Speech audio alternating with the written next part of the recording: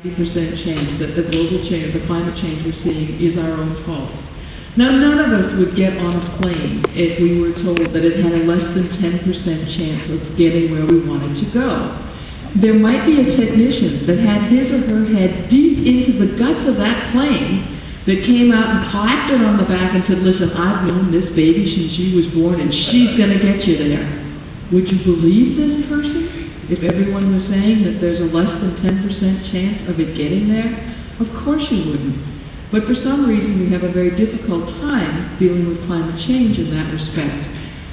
We see often in the papers here in Denmark, because we have a very famous so-called climate economist, who seems to think that we should be prioritizing our money for whether we use it on climate or whether we use it on hospitals or feeding people in Africa or whatever.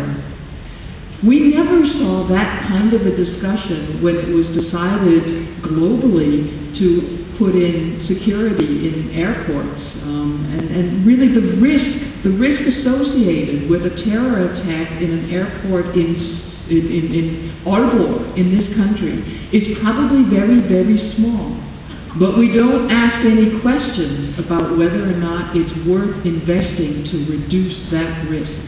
We see long discussions in the papers about, will it now be a meter or 60 centimeters, as the IPCC Working Group 1 said. It's irrelevant for much of the discussion because the risk associated with 60 centimeters is huge. Why aren't we discussing the risk?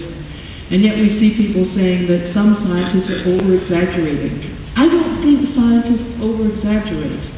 Scientists use different methods to arrive at their conclusions, therefore they arrive at different conclusions, and what they come up with is the window of the risk that we're looking at. And yet we discuss, well, no one's going to know. No one knows until 2100 what the sea level rise is going to be, so it's a waste of time to discuss it. So I think one of our problems is that we can't get this, it's the way we deal with risk and that we won't move this into a risk situation. But there is good news out there.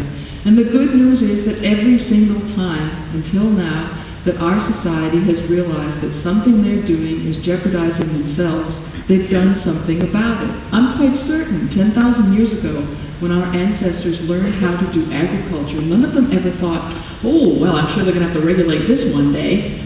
But as we got to be more and saw the effects, regulation is in place. We've got the Montreal Protocol for the ozone layer and so on.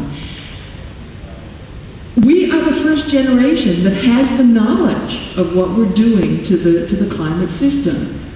We're having a hard time getting that knowledge out there where it can be used. That's the bad news. The good news is it's going very, very quickly.